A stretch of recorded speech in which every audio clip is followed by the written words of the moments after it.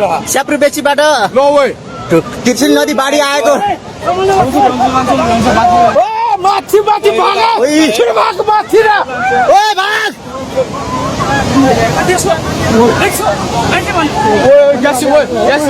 धेरै नै ठुलो आएको छ अचानक विपत्ति आयो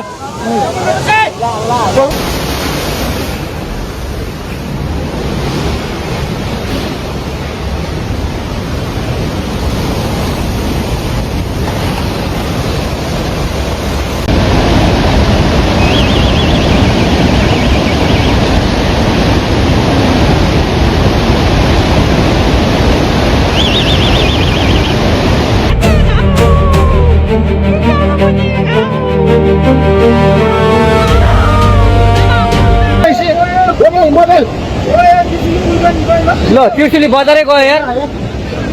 ल गयो यार ओ ए सिलास यता यता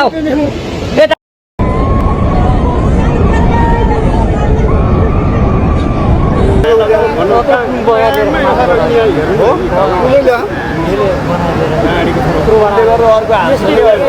के आयो के आयो के आयो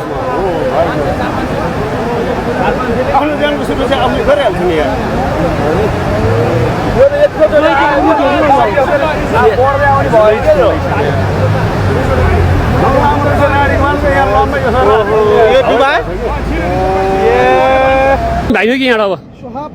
हामी त के गर्दैन होला बाफ रे खाल्टो त जम्मै बगायो के हो यार आमा राम राम राम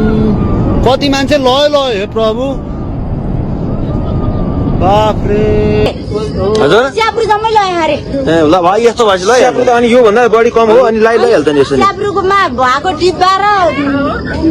बजार जम्मै ल्यायो छिटो माथि मेरो आमा उसोले पुनः लाइसक्यो जिन्दगी हाम्रो रसुवा जिन्दगी गयो लाइफ गयो ल कति मान्छे मर्यो भनेर थाहै छैन अब हाम्रो घर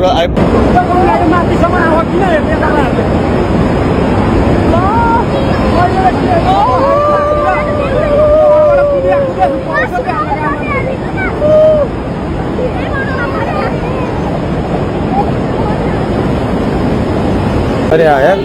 अझ आउँदैछ हेर न यो त यार पानी जोड परेर छ माथि ल तालसाल फुट्यो हो के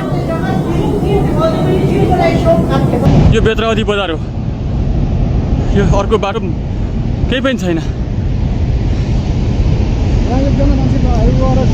यो सबै खोला यो सबै घर भएको ठाउँ अहिले यस्तो छ अवस्था हेर्नुहोस् यहाँ हामीले के भने अब गाडी जोगाउन सकेन हाम्रो चितङ दोस्रो गाडी यहाँ परेछ हाम्रो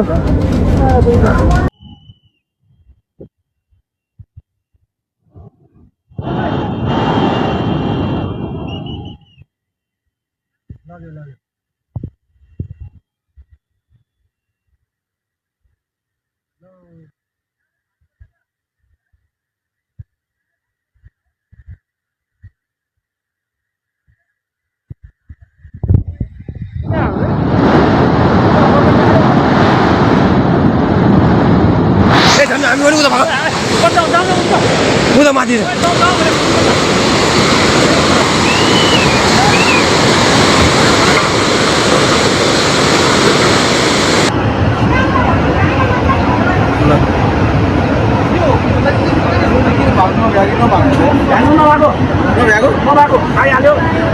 शांति और कर्म